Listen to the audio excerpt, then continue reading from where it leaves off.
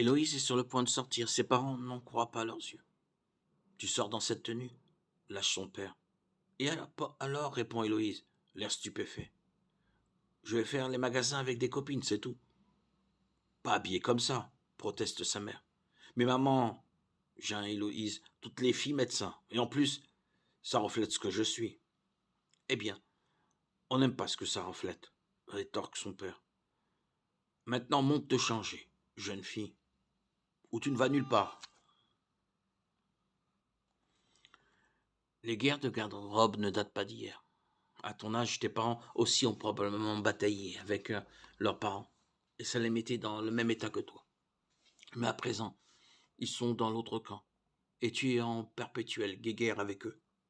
Tu dis, c'est confortable. Ils disent, c'est débraillé. Tu dis, c'est super mignon. Ils disent, c'est provoquant. Tu dis, c'est moitié prix.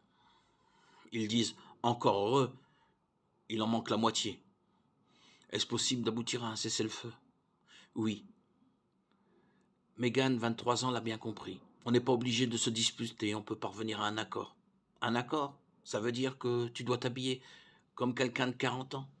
Pas d'affolement. Te mettre d'accord avec tes parents, c'est simplement discuter avec eux de vos divergences et explorer des solutions qui vous contenteront, eux et toi. Les avantages, c'est que tu auras du style, même aux yeux des autres jeunes. Tes parents risquent moins de critiquer ce que tu portes.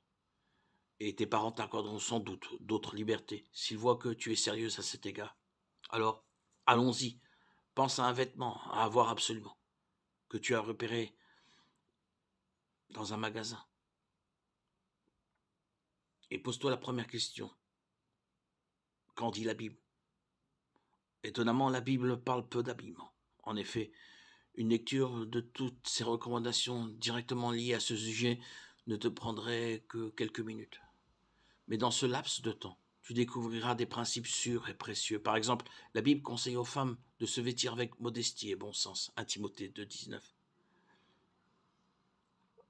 Le terme modestie t'inquiète-t-il? Il faut que je m'habille comme un sac, te demandes-tu? Pas du tout. Dans le contexte, il implique que tes vêtements montrent que tu te respectes et que tu respectes les sentiments des autres. 2 Corinthiens 6,3. Souvent, la première impression que les autres se font de toi dépend de ta tenue. Une grande variété d'habits satisfait à ces critères, même si ce n'est pas toujours facile. Observe Daniel, 23 ans, qui nous dit qu'on peut être à la mode sans tomber dans les extrêmes. La Bible déclare aussi qu'en matière de beauté, ce qu'il faut soigner surtout, c'est la personne cachée du cœur, autrement dit, ton être intérieur. 1 Pierre 3,4.